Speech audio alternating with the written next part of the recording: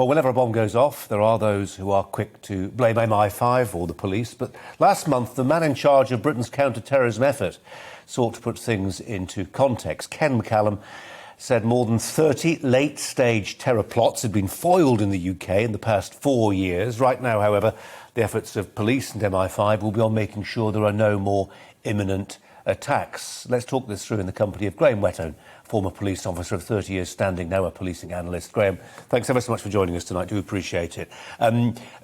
We've talked over the years, oftentimes in the wake of events like this. What is the process right now? Who's involved and who's in charge?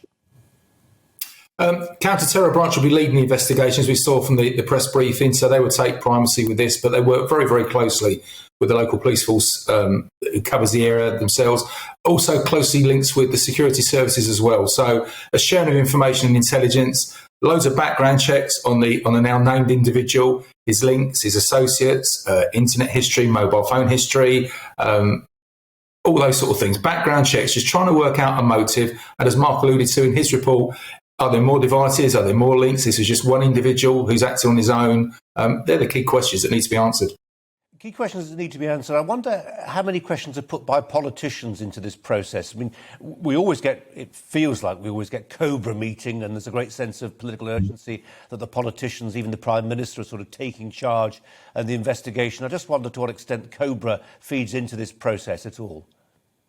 It clearly has a role in it because it's the government, they lead the country, but they take, my experience anyway, they take a lot of their lead and information from the security services. The Prime Minister mentioned JTAC, Joint Terrorism Analysis Centre. That's separate from government itself. They advise government. They would advise them that the threat level needs to be raised, which is they'd always err on the side of caution. So again, until we actually know what's happening, and it's facts that have to be established, as opposed to speculation and conjecture that we're seeing in the last couple of days since yesterday. So they'll be working on facts, trying to establish the facts here, advising the government, and Cobra then advise the country. Graham, do they grow embittered when they are criticised, whether it's the police, counter-terrorism, whether it's MI5, embittered by the fact that they often seem to be on the hook for it? Why didn't they guess this was happening? Why couldn't they predict it? Why couldn't they have followed the suspect? Were they on MI5's radar? We hear these questions time and time again. Sometimes it feels like we're ignoring the perpetrator. And also, I think, maybe, and you know far more about this than many, the sheer labour intensiveness and actual cost of tailing somebody round the clock 7 days a week. It's hugely resource intensive, very labour intensive as well. So again, you're right to mention that. It's they don't feel embittered. It's part of the job, part of the role they have to do. They do it to protect the public. They work extremely long hours, very, very diligently. You cannot keep tabs on every single person that comes to notice. It comes down to almost like trying to identify those pieces of information, that thread of intelligence that leads you towards something more significant in the intelligence, in the information package about someone specific. And it comes down to getting that information and intelligence, which come through quite often community links, having the police back out in the community, building those relationships and establish the rapport with people and actually speaking to them and getting the information sent to the police and security services. Graham, other than giving the Prime Minister something to announce, what does raising the threat level to severe actually mean practically? It will enhance the police response, so more, and that you'll hear him saying, reassurance patrols, more visible police presence, and also I think it actually raises the public's awareness. People become a bit more vigilant.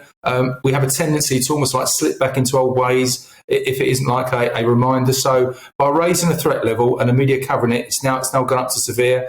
An attack in that category, highly likely. I think people become a lot more aware and vigilant of their surroundings. I come home on a train tonight and there was almost a notable sense of people being a bit more aware and looking around the train carriage in central London. So I think it just raises people's awareness. I think they're more conscious then to report suspicious packages and things to the police. And we're seeing enhanced police presence, a more visible police presence.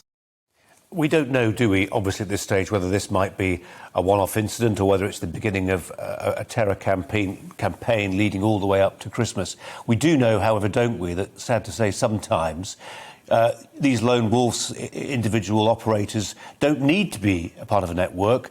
The mere example of what they do can perhaps provoke or prompt somebody who's who's borderline radicalised, on the point of thinking about carrying through a plan they've been hatching in their mind, or perhaps on the internet, that's the danger, that we see all this coverage and it inspires, it's a dreadful word to use, but inspires somebody else to do something similar.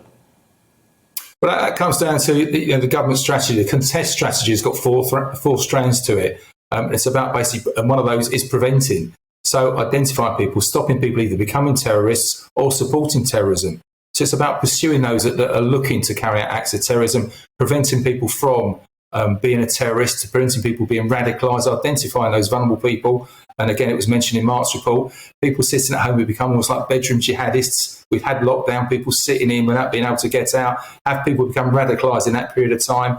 Do the security services now know about these individuals? So it's all part of an overall strategy. But again, it's pulling those pieces of information, that key intelligence together, identifying the people that are a risk to society, and then acting on those ones.